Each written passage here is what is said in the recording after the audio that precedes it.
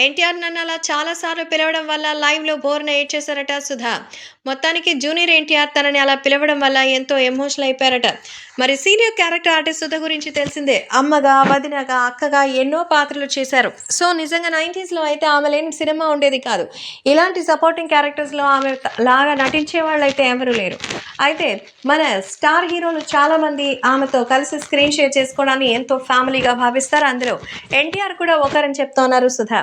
మరి ఎన్టీఆర్‌తో నేను దాదాపు ఒక 5 సినిమాలు చేశాను. సినిమా చేసే ప్రతిసారి ఆయన నటించేటువంటి క్యారెక్టర్‌లో జీవించేస్తారు.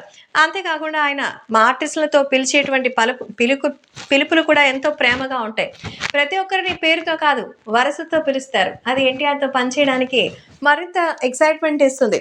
నిజంగా ఒకరోజు సెట్‌లో ఎంతో మూడీగా ఉండి డిస్టర్బ్‌గా అనిపిస్తే, ఆ టైంలో అమ్మ అంటూ ప్రేమగా పిలిచి నా దగ్గరకొచ్చి కూర్చొని మరి ఆ సీన్‌కి సంబంధించిన విషయాలు డిస్కస్ చేసి ఎంతో సరదాగా మాట్లాడారు.